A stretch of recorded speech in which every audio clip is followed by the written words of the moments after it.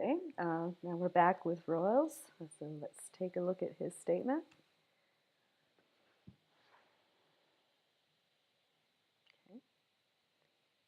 Okay. Okay. So yeah, this is a cute idea. There's a couple of things I think you could do to make this a stronger composition, and maybe even to make this area here work just a little bit better. So let me kind of run through a couple of things that I could say right now would make the composition better. For one. Um, there's not any reason you could not crop out these white margins here. They're not really adding anything to it. And of course, since there's not a white margin on the top and the bottom, it looks a little strange. The whole thing is a bit dark. You've got the background layer. I'm not sure if I understood if the arm was part of the background or if you brought that in separately. But it, as well as this figure, is a little bit dark as well. Now this could be taken care of. I would probably say mask out the sky because it's already kind of blown out, and use a with the sky masked out on the background, use an adjustment layer, whichever technique suits you, whether that's exposure or levels or curves or brightness, contrast, or whatever. And the same thing with the hand and the figure, okay? Because right now there's just kind of like an overall grayness, and this has the potential to be very dramatic, but the drama is just kind of not there. Okay. Another thing that I would say is that what's happening here is way more interesting than all this stuff down here. So, I think that what probably would have been better would be two things. One, either turning the camera horizontally or just cropping it from here down and having it be a horizontal format. I think that might even kind of enhance the horizontality of the hand a little bit more. And or both, make the hand and the figure more dominant. Make them take up more of the space, especially the figure. I've mentioned this on just about everyone's, and so this is just one of those design things that comes with time, and so I'm pointing it out to everyone. But you've got this small scale, no problem. We see that the scale is smaller on this. You can still make it bigger as far as how much space it takes up in the picture plane, to make it more dramatic. This really is the most dramatic part of the picture, and I imagine that there's some kind of pleading expression on the face. It looks distressed, as anybody would be. And yeah, so this I think we would probably all, as an audience, like to see more of what's happening here, less of what's happening here. And then one final thing that you could have done to make this a little more convincing, it would have been a little bit more work, and there's two ways you could do it. It doesn't really look like the figure is being held by the hand. Okay, what would need to happen is that the figure would actually need to be placed on top of the hand, overlapping it. You can like make a hand figure sandwich with this. So the hand will be kind of in the background.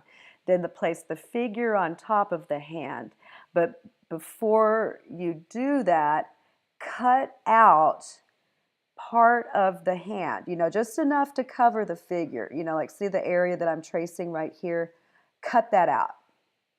And then paste it over top the figure, hence making the sandwich. Okay, so you got a piece of the hand, and then you've got the figure with the piece of the hand covering part of it, and then you've got the back part of the hand behind the figure. Another thing you could do that would be even easier, or at least just kind of help guide you a little bit, is if you were to actually hold something while you took the picture, like a small stick or I don't know, a small bottle or can, or just really anything that you could kind of clench your fist around, something that would be very, very easy to cover up.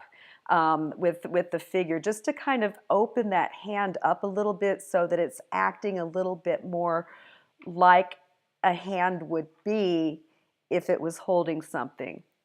Okay, so those are my recommendations on that one. Let's go ahead and see your originals here. Okay, so there's the original.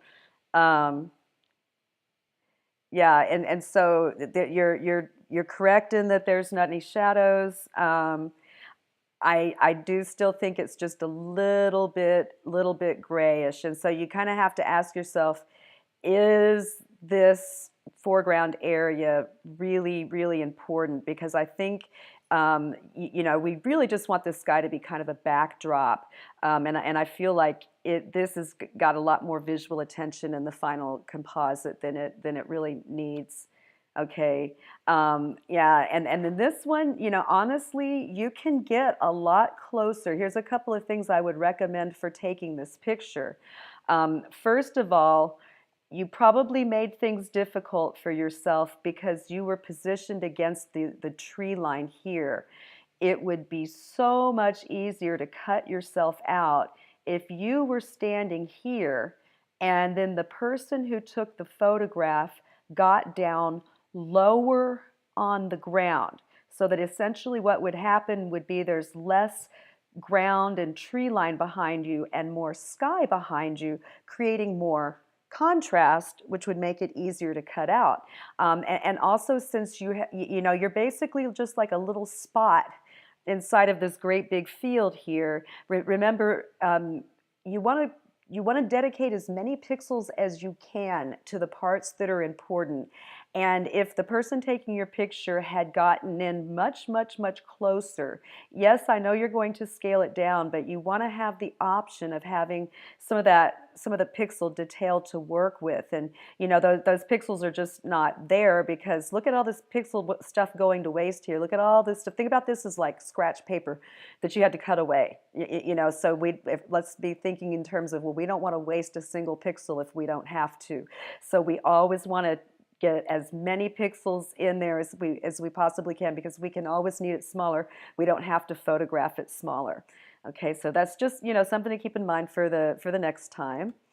Okay, and so whoops, let me go backward. I guess that the other hand, I don't see, but that's okay. I kind of get it. Okay, so anyway, good job on that. I hope that my suggestions were helpful. Okay, and let's go on to Forrest Gump. Whoops. Okay. And isn't this funny because Jessica used this picture too.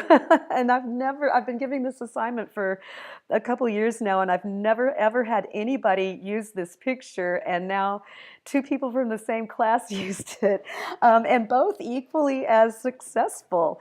I I think you did I think you did a really good job. Instead of standing out like Jessica did on hers, where she's an anomaly, she's walking like she's on a tightrope.